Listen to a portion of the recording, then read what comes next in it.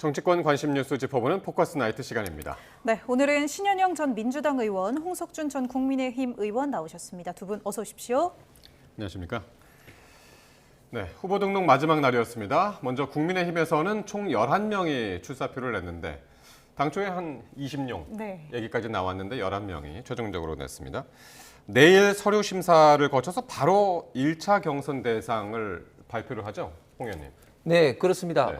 일단 서류 심사를 통해서 네. 1차 경선 대상자를 발표를 하고 곧 이어서 이제 그 A, B조로 나누어서 이제 토론회를 진행을 합니다. 그래서 일단 100% 역선택 그 조항이 있는 네. 100% 국민 경선을 통해서 이제 본선에 나가는 빅4 4명이 이제 추려지게 됩니다. 근데 이제 오세훈, 유승민 상당히 이제 유력 주자들이 불출마를 선언했거나 아니면 이제 당내 경선 불출마 이렇게 선언을 해가지고 이게 어떻게 영향이 있을까 이렇게 궁금하시는 분들도 많고요. 네, 두 분이 불출마한 사유는 조금 다른데 유승민 의원 같은 경우는 이제 그 역선택 방지 조항이 있어서 이제 경선 룰에 좀 불만 제기를 하면서 이제 불출마 선언을 했고. 오세훈 시장이 상당히 의외였습니다. 오세훈 시장은 빅4 4명 안에 들지 않았나 이렇게 이야기하고 또 중도 확장성이 가장 있는 후보가 아닌가 평가를 받아왔는데 당일날 토요일날 오전에 가장 측근에 있는 분들도 사실은 그 내용을 모른 채 본인이 결정해서 이제 불출마 선언을 했습니다. 그래서 상당히 조금 좀 아쉽고 흥행에 조금 이제 예상했던 것보다는 조금 이제 안 좋은 영향이 있을 것 같은데 일단은 뭐 그래도 저희들 같은 경우는 워낙 치열하게 지금 현재 그 토론에서 많은 어떤 공격과 방어가 오가면서 또 누가 4명이 갈지 또 그 이후에도 누가 뭐 50% 과반이 안 되면 또 이제 최종 결선 투표까지 있기 때문에 갈 때마다 어떤 드라마틱한 어떤 그런 결과를 통해서 국민들과 언론의 많은 어떤 관심은 받지 않을까 생각합니다. 네, 일단 뭐 경선 진출한 사람들 중에서는 1차 관문이 이제 4강 경쟁이 본격화된 셈인데요. 정치권에서는 김문수, 한동훈, 홍준표 이 세 예비 후보 일단 3강으로 보고 있고 나머지 4강에 들 한 사람 누구로 보시는지 두 분께 좀 여쭤볼까요? 그렇죠. 4등이 누가 될지가 지금은 초유의 관심인 것 같고 아직까지는 확정적으로 말할 수는 없는 상황이지만 나경원 후보와 안철수 후보 중에서 누가 4등 할 것이냐. 이 부분에 있어서 하루하루 박빙으로 갈 것 같다는 생각이 듭니다. 이미 오세훈 후보가 드롭되면서 이제 출마 안 하게 되면 오세훈 후보의 표가 어디로 쏠릴 것이냐 했을 때 반사이익을 받는 부분이 한동훈 후보 아니면 안철수 후보한테 가지 않겠느냐. 아무래도 탄핵에 대해서는 뭔가 찬성했던 그런 후보들한테 흩어질 거라는 예상이 있긴 하지만 꼭 그렇게 되는 거는 아니라는 게 뚜껑을 열어봐야지 알 수 있는 부분이고요. 나경원 후보가 그동안에 여러 과정들 속에서 비상계엄 그리고 윤심 그리고 강성 지지층에 대한 대변을 많이 하지 않았습니까? 무리수를 두는 그런 과정에서도 결국에는 이런 대선 후보로서의 본인의 역량을 보여준 것이다. 그리고 오늘 드럼통 들어가면서 사실은 매우 의아한 상황까지 연출을 하긴 했는데 아무래도 경선 과정에서는 이게 역선택 방지를 한 민심 경선이기 때문에 국민의힘의 보수 지지자들이 많이 투표를 할 것이고요. 그러면 아무래도 본인 지분과 언론에 분량이 많이 노출된 분들한테 갈 수밖에 없지 않느냐라는 면에서 안철수 후보가 지금 뭐 4번째 이번에 출마라고 하는데 AI 이슈나 아니면은 의료 대란 이런 부분에 있어서 본인이 조금 더 분발해야 되지 않을까라고 하면서 양쪽 캠프 다 어떻게 선전하는지 좀 지켜봐야 된다 생각합니다. 네, 말씀하신 것처럼 나경원 후보는 드럼통에 들어간 사진 올라왔고요. 또 안철수 후보는 한동훈 전 대표 저격하면서 이재명한테 가장 쉬운 상대다. 이런 식으로 이제 본인의 경쟁력도 이야기했고 홍 의원님은 어떻게 보세요? 나머지 1강에 들어갈 최후의 1인 누가 될까요? 4강 중에. 예, 저는 조심스럽게 생각을 이제 해봤을 때 신 의원 이제 의견에 동감을 하는데 나경원 의원이 좀 더 가능성이 많을 것 같습니다. 왜냐하면 일단 첫 번째는 나경원 의원이 그 지금 현재 주자 중에서 가장 늦게 출마 선언을 했습니다. 지난 목요일 날 이제 국회에서 출마 선언을 하면서 가장 늦게 합류를 했음에도 불구하고 지금 나타나고 있는 여론조사는 4위권을 달리고 있습니다. 그만큼 나경원 의원에 대한 어떤 당내 지지세가 강하다는 것이 입증이 되고 있고 그것은 과거 문재인 정부 때 원내대표를 할 때부터 있던 일관성이 많은 어떤 지지를 받고 있는 것이 아닌가. 특히 지난번 2023년도 김기현 대표하고 있던 당대표 선거에 어떻게 보면 좀 친윤으로부터 그 연판장으로서 상징되는 좀 불이익을 받았음에도 불구하고 그 이후에 비상계엄과 탄핵 전국에서 누구보다도 열심히 이제 싸웠다는 그런 평가가 굉장히 좋은 어떤 지지세로 지금 붙고 있고, 특히 또 지금 현재 후보 중에서는 사실상 유일한 또 여성 후보라는 점, 뭐 이런 점들이 어울려서 아마 4강 후보로는 안철수 의원보다는 나경원 의원이 될 가능성이 저는 훨씬 더 많아 보입니다. 4강에 4등을 나경원 의원 공통적으로 꼽으셨고, 이제 그 신 의원께서는 거기에 이제 안철수 후보가 또 경쟁을 하게 될 것이다, 이제 그렇게 보셨는데, 아니 그 나경원 의원 오늘 드럼통에 들어간 그 사진 말이죠. 네. 그건 왜 들어간 겁니까? 민주당에서는 이거 공포 마케팅이다, 그렇게까지 얘기를 했던데요. 그건 이제 나경원 의원이 뭐 어떻게 보면 좀 창조적으로 만든 아니냐. 지금 20대, 네. 30대 청년들에게 이재명 후보를 물으면 어떤 이미지가 생각나느냐 물으면 드럼통이 생각나는 밈이 굉장히 유행입니다. 왜냐하면 네. 이제 과거 어떤 조폭 영화에서 시체를 담을 때 드럼통에 가서 확 버리는 그런 거 있지 않습니까? 그만큼 좀 이재명 대표라면 좀 잔인한 이미지가 있다는 것이죠. 특히 이재명 대표 주변에는 참 극단적인 선택을 하시는 분들도 굉장히 많이 있고, 그리고 또 지금 뭐 내란 종식이다 뭐 이렇게 이야기를 하면서 이재명 대표가 만약 대통령이 된다면 적폐청산 시즌2가 아니라 그보다 수십 배 더한 정치 보복이 있을 거다 하는 그런 어떤 우려가 많이 있은 게 저는 드럼통으로 저는 표현이 된다고 봅니다. 그런 것들을 나경원 의원이 어떻게 보면 조금 차용을 해서 이재명 대통령이 되는 것에 대한 어떤 문제점을 강력하게 좀 시사하는 거 아닌가 생각합니다. 저는 네네. 저 드럼통 구하느라고 부자님들이 고생했을 것 같아요. 지금 주차장에서 드럼통 구하고 거기에 들어가서 사진 찍고, 사실은 우리 정치에서 보고 싶지 않은, 어떻게 보면 민망한 모습이라고 보입니다. 또 한편으로는 본인이 정권이 바뀌면 드럼통에 들어갈 수밖에 없는 운명이다. 수많은 범죄에 뭔가 리스크와 연루가 되어 있다라는 자기 고백 아닐까라는 생각도 해봤습니다. 그래서 당내 경선에서는 사실은 보수의 그런 강성 지지자들한테는 어필이 될 수 있는 부분이 있죠.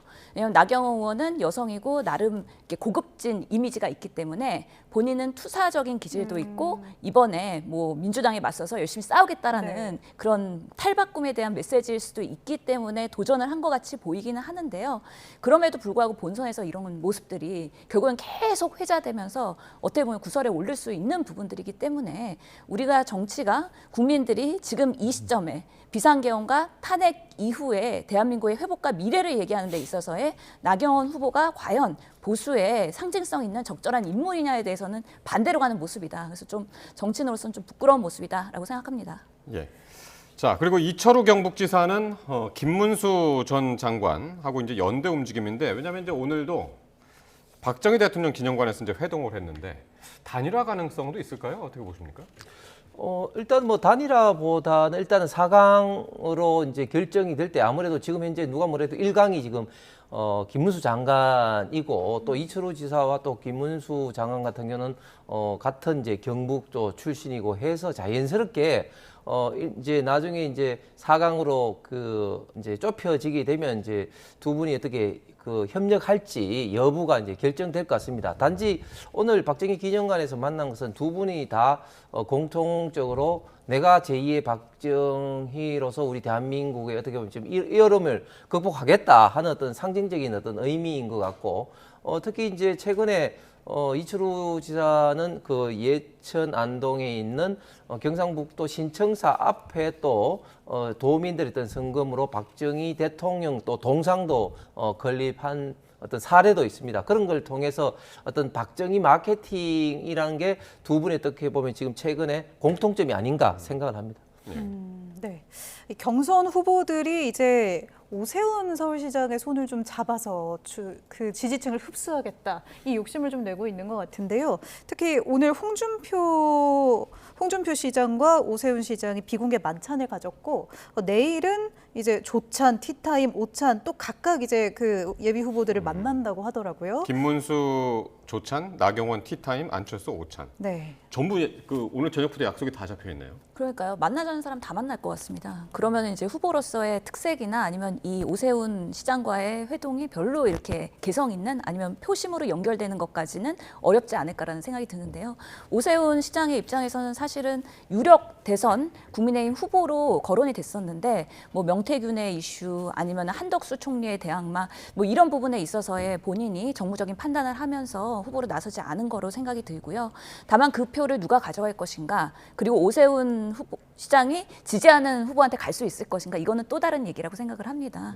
오세훈 시장 입장에서는 누가 되더라도 결국에는 당내에서 본인도 계속해서 좋은 관계를 유지하면서 본인의 그런 입지를 굳혀가야 되는 부분들이 있기 때문에 특정 후보한테 몰아주거나 지지 발언을 하거나 그런 방식으로의 뭔가 메시지를 전달하지는 않을 것 같다. 근데 많은 지금 후보들이 결국에는 본인 윤심팔이 하면서 또 지지자들한테 어필하고 있지 않습니까? 그래서 그런 방식으로 누구의 뭔가 도움을 받아서 조력을 받아서 하는 것보다는 지금 국민의힘도 이제는 대한민국의 비정 경쟁이나 정책 경쟁을 해야 되는데 여전히 한동훈 뭐 공격하기, 드럼통에 들어가기 이런 무리수 같은 그런 정쟁이나 아니면은 우리 정치에서의 어떻게 보면은 그런 로우 퀄리티라고 할게요. 그런 부분의 모습을 보이면서 계속 언론의 주목도만 따지는 거 아닌가 하는 부분에 있어서는 좀 아쉬움이 있습니다. 이렇다 보니까 이제 내일 저녁은 오세훈 시장이 누구랑 먹을까 이런 것도 궁금한데 어떻게 보셨습니까?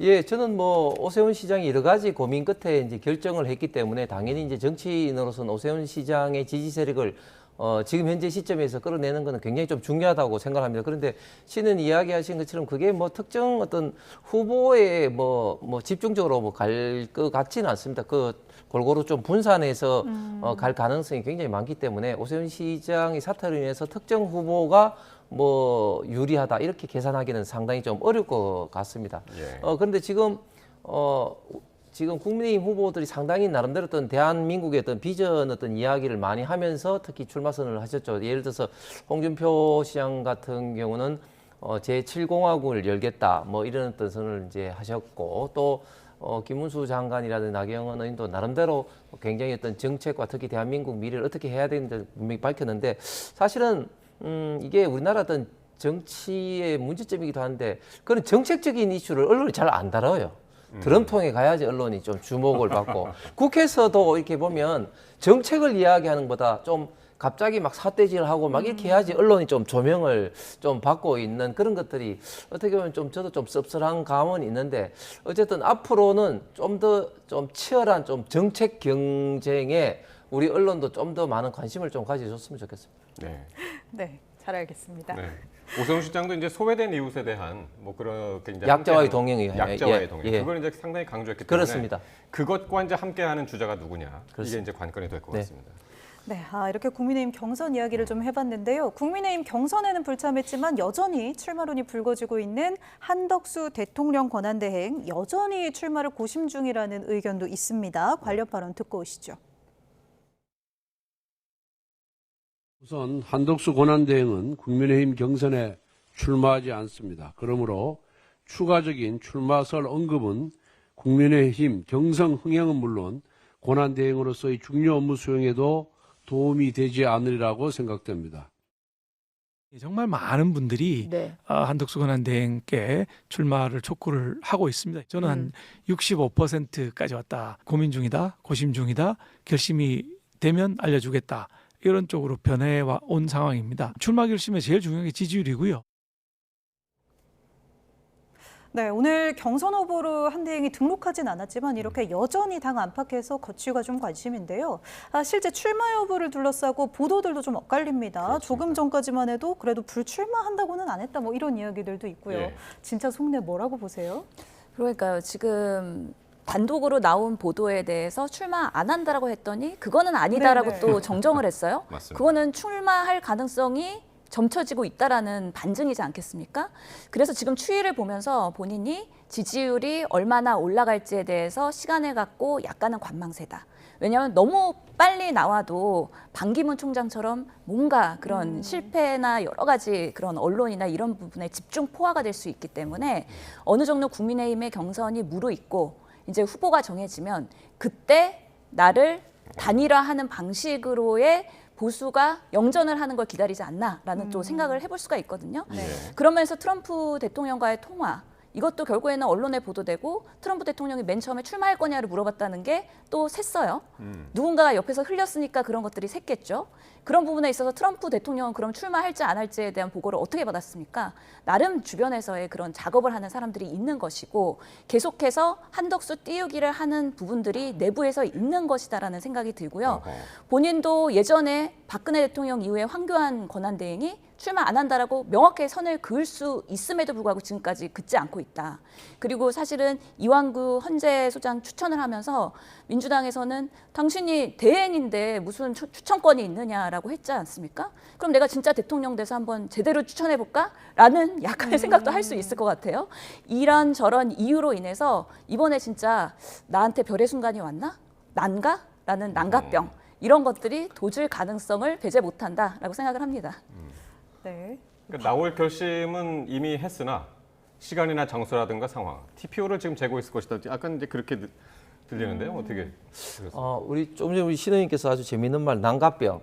확실히 좀 의사 출신이라서 이제 병하고 결부를 하는 것 같은데, 저는 아직까지 한덕수 권한대행이 결심을 최종적으로 하지는 못했다고 봅니다. 뭐 아직까지는 저는 반반이라 보는데, 그러나 처음보다는 시간이 갈수록 조금씩 어떤 출마 쪽으로 기우는 것이 아닌가 하는 생각이 듭니다. 왜냐하면 일단은 대선 대자도 꺼내지 말라 하다가 또 트럼프 대통령과 통화를 하면서 통화하는 중에 트럼프 대통령이 물으니까 뭐 주변에서 뭐 근하니까 예, 고민 중이다. 예. 뭐 이런 것들이 이야기 나온다는 자체도 그렇고, 또 최근에 또 여론조사에 지금 포함되고 있지 않습니까? 여론조사에 포함된다는 건 본인의 어떤 혹은 본인 첫건에 어떤 동의가 없으면 뭐 여론조사 기간 할 수가 없거든요. 뭐 그런 거라든지, 특히 저는 정치인의 말을 믿을 필요는 없고 그 사람의 발과 주변 둘러싼 환경을 저는 보라고 저는 항상 생각을 하는데, 오늘 어디 가셨죠?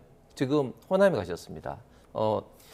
잘 아시는 한덕수 권한대행은 전북 출신 아니겠습니까? 예. 그렇게 간 것도 저는 상당히 좀 시사한 바가 크다고 봅니다. 예. 그럼에도 불구하고 한덕수 권한대행은 지금까지 50년 동안 공직자로서 살아오셨습니다. 저도 공직자 출신이지만 공직자가 이 험한 정치 바닥에 그것도 이렇게 큰 대선에 참여 결정하는 건 결코 쉬운 게 아닙니다. 지금까지 살아온 모든 것들이 다 까발려지고 최소한 국민의 절반으로부터는 욕과 비판을 받을 수밖에 없는 그런 입장이기 때문에 결코 쉽지만 않은 그런 상황이다 생각하는데, 그런 것도 고심할 수 예. 있다. 그런데 조금 전에 이제 박수영 의원이 65%다 이렇게 예. 언급을 한 것은, 박수영 의원과 한덕수 권한대행은 이제 하버드 동문으로서 이제 맥이 다 왔습니다.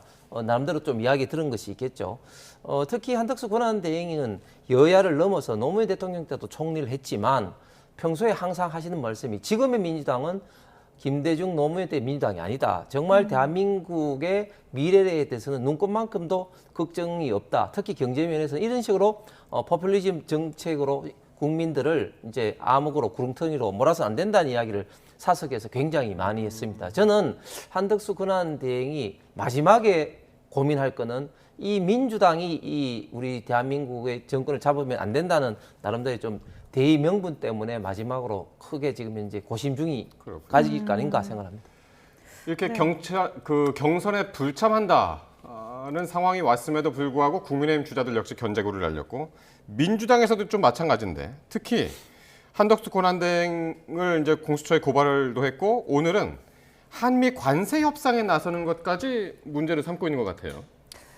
다음 주에 지금 이제 관세에 대한 부분도 미국이랑 직접적으로 이제 소통이 되면서 뭔가 구현이 돼야 되는 부분들이 있는데, 모든 지금 짧은 기간의 경선 과정에서 정부가 뭔가 성과를 내거나 효과 있는 부분들을 다 본인의 업으로 가져갈 가능성이 있다. 그래서 이런 부분에 있어서 정치적으로 정쟁화될 수 있는 부분들을 우려하는 부분에 있어서, 아니 지금 선거 심판을 제대로 보고 중립으로서의 그런 역할을 해야 되는데, 갑자기 운동장에 뛰어나와가지고 선수로 뛴다고 하는 게 말이 되냐에 대한 그런 중립성의 논란이 있을 수 있어서 만약에 한덕수 지금 대행이 정말 출마할 생각이 있다 그러면 빠르게 정리를 해야 됩니다. 이거는 국민의힘에 대한 예의도 아닙니다. 경선 주자들이 지금 11명이나 있는데 다 묻히고 있어요. 그리고 이분들의 정말 경선 과정들이 나중에는 공수표로 돌아갈 수도 있는 그런 리스크가 있는 부분인 만큼 정말 출마의 의사가 있다 그러면 조금 더 빠르게 선제적으로 하면서 심판자를 다시 세워야 되는 게 맞는 거라고 보이고요.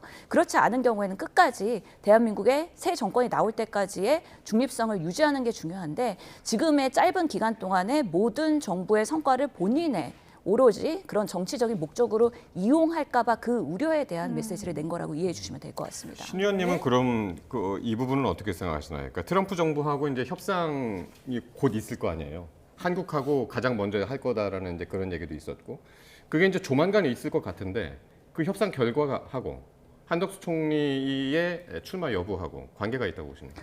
저는 한덕수 총리가 지금까지 간을 보고 있는 이유는 관세로 성과를 내고 그것으로 지지율이 올라가면 출마할 네. 가능성이 있다라고 생각을 하거든요. 그런 부분에 있어서 정부의 역할과 그리고 본인의 정치적인 입지에 대해서는 조금 분리할 필요가 있는데 그렇다고 해서 당장 다음 주에 있는 관세 협상을 하지 말라라고 얘기는 못할 거라고 저는 생각합니다. 뭐든지 우리가 외교에 있어서는 국익 먼저고 민생 경제에 있어서의 그런 실리를 찾아야 되기 때문에 그런 부분에 있어서는 한덕수 총리가 지금 정리를 안 한다 그러면 당연히 임할 수밖에 없는 지금의 시스템은 인정을 해줄 수밖에 없다. 그런데 이런 것들이 정말 주도권 싸움에서 본인의 정치적인 이익으로 가져간다고 하면 결국에는 이 모든 그 보이지 않는 손이 어떻게 보면은 트럼프 대통령이 대한민국의 보수의 네. 대선 후보를 좌지우지하는 과정으로 또 기결될 수도 있어서 그런 부분에 있어서의 정당성에 대한 문제도 분명히 제기될 수 네. 있다라는 우려는 있습니다. 정당성도 그렇고 또 대권 주자가 될 가능성에 대한 견제도 좀 있는 것 같은데요. 이 국민의힘 주자들도 계속해서 견제구를 계속 날리고 있잖아요. 홍준표 시장도 이 차출론에 대해서 뭐 일고의 가치도 없다 이런 이야기를 했고요. 또 김문수 장관도 사실 좀 맥이 빠진다 뭐 이런 이야기 했습니다. 화면 함께 보면서 또 이야기하시죠. 네, 나경원 의원도 뭐 기승전 용병 이런 이야기했고, 예. 네, 근데 한덕수 네. 차출론이 계속되고 있는 그 와중에 한동훈 전 대표 같은 경우는 테마주 주가 조작 같은 것이다라고까지 이제 험하게 말을 했네요.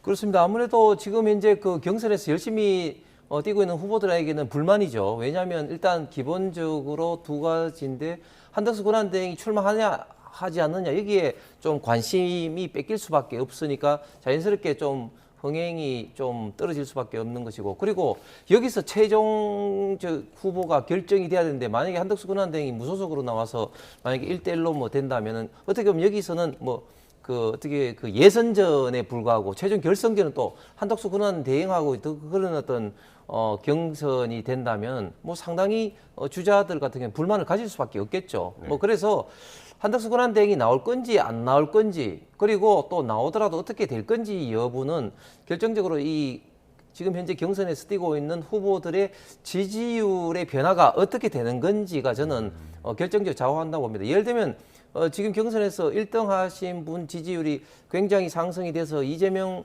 후보와 거의 뭐 비슷하게 된다. 그러면 뭐 한덕수 권한대행 필요가 없는 거죠. 그런데 그렇지 않고 지지율이 경선 어떤 흥행의 결과 컨벤션 효과를 거치더라도 그렇게 기대만큼 오르지 않으면 예. 또 다른 어떤 카드에 대해서 당이 지지 있다. 고민할 수밖에 없습니다. 그래, 한 가지 제가 더 말씀 좀 드리면 지금 진성준 의원이 미국과의 관세 협상에 전면적으로 나서면 안 된다고 이야기하는데 그러면 지금 어떻게 하란 말입니까? 지금 미국이 5개 나라를 딱 집어서 먼저 우선 협상을 하고 있지 않습니까? 영국, 인도, 호주 그리고 한국, 대한민국과 일본입니다. 그렇기 때문에 당연히 이제 할 수밖에 없는 이런 상황에서 그리고 또 미국에서도 제가 알고 있는 범위 내에서 저도 오늘 미국 쪽에 몇 분들하고 통화를 했는데 미국 워싱턴가에서는 한덕수 권한대행에 대해서 굉장히 신뢰감을 갖고 있습니다. 왜냐하면 주미 대사라든지 또 한미 DPTL 할 때 통상본부장이라든지 이런 부분 때문에 한덕수 권한대행이 굉장히 많은 어떤 신뢰를 갖고 있는데 이런 상황에서 당신은 나가지 마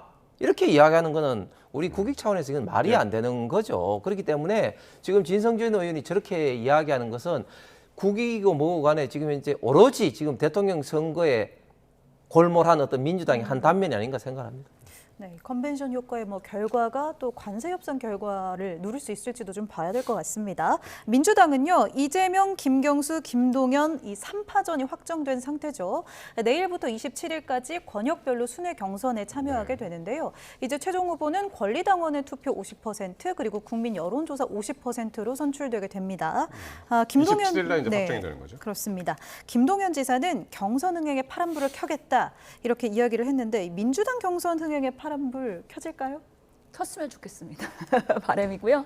김동연, 김경수 지사가 열심히 또 민주당 지지자들 그리고 국민들한테 조금 더 어떤 민주당으로 쇄신할 건지에 대한 메시지들이 좀 크게 알려졌으면 좋겠다는 생각이 들어요.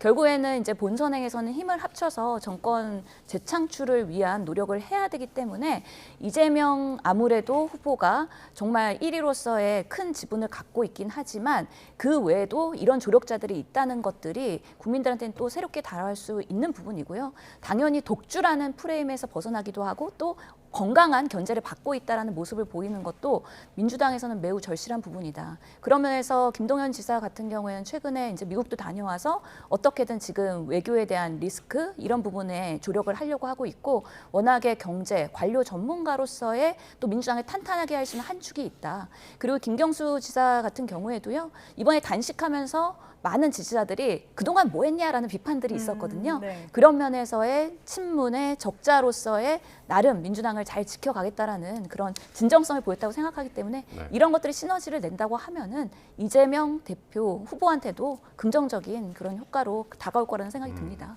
그래서 김경수, 김동연 두 후보는 모두 경선 룰에 아쉬움은 표했지만 그렇게 크게 이재명 전 대표하고 각을 세우는 그런 모습은 갖지 않고 특히 이재명 전 대표도 좀 이 그 두 주자를 끌어안는 분위기고 어차피 대선 후보는 이재명 이런 분위기 맞습니까? 어떻게 관전하시나요?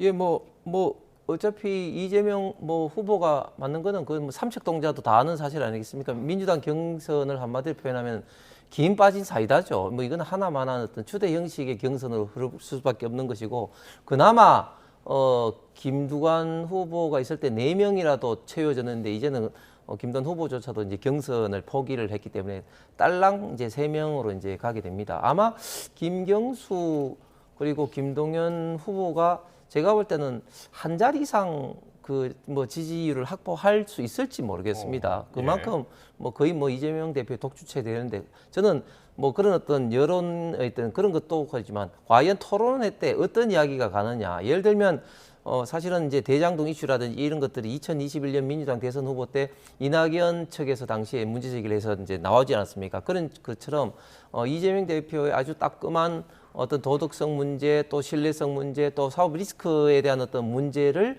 저 두 후보가 제기할 수 있을 것이냐? 저는 제기하지 못한다 봅니다. 왜냐하면 그런 어떤 문제를 제기했다가 박용진 의원의 사례라든지 또 이낙연 그 사례가 있듯이 제명이 민주당에 잘 버틸 수가 없다고 생각하기 때문에 아무래도 저는 지지율도 그렇고 토론에도 글자 그대로 그냥 밋밋한 김 빠진 사이다로 경선이 처음부터 끝까지 흘러갈 가능성이 높다고 봅니다. 그래서 나오는 얘기가 이제 그러면 누가 2등을 할 것이냐. 네. 그나마 이제 정치적인 경쟁력을 누가 보여줄 것이고 잘만 하면은 차기 이 당내 주도권도 이제 잡을 수 있을 것이고 그 부분은 어떻게 보시나요? 그런 부분에 있어서 두 지금 주자들이 선전을 해야 되겠죠. 아직까지는 누가 2등 할지 3등 할지 예측하기는 좀 어려운 상황이긴 한데요.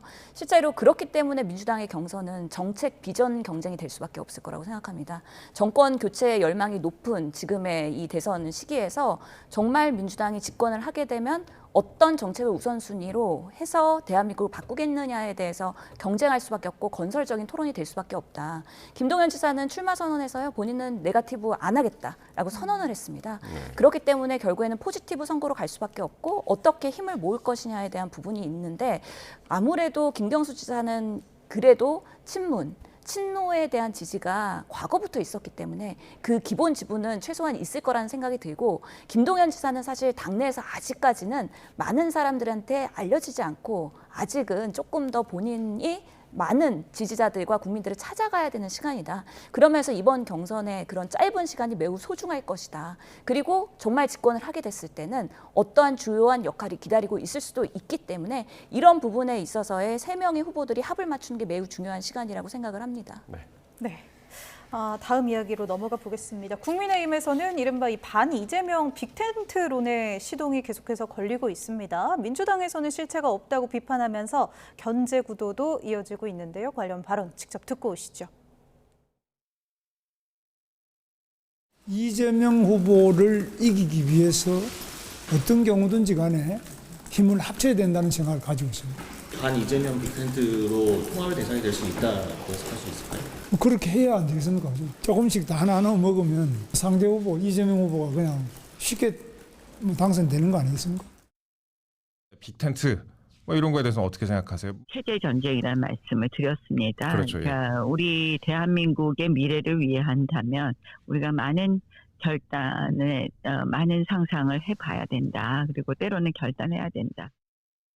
항상 선거 때 보면은 빅텐트론, 제3지대 텐트론 이런 게 나오지만은 별로 실체가 없고 거기에서 지금 나가신 분들의 대권 당선 가능성 모든 여론조사에서 희박하기 때문에 저는 큰 바람이 없다.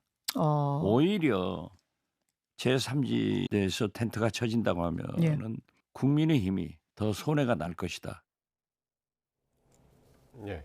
일단 국민의힘 주자들 중에서는 이제 김문수, 나경원 두 예비 후보 이야기만 잠깐 들었습니다만은 의원님 어떻게 보십니까? 그 국민의힘 주자들 사이에서 대체로 이 반 이재명을 내세운 빅텐트론 여기 이제 동의를 하고 있다고 보시는지? 예, 저는 뭐 대체로 다 동의하고 있다고 봅니다. 왜냐하면 두 가지 이유인데 일단은 이재명 대표가 지금 현재 여론조사상으로는 굉장히 많이 앞서가고 있는 건 현실이고 그리고 지금 현재 그 국민의힘이 이제 본격적인 경선을 하고 있지만 과연 이재명 대표 여론을 얼마만큼 쫓아갈지 아직까지도 좀 상당히 좀 의문이 있는 상황입니다.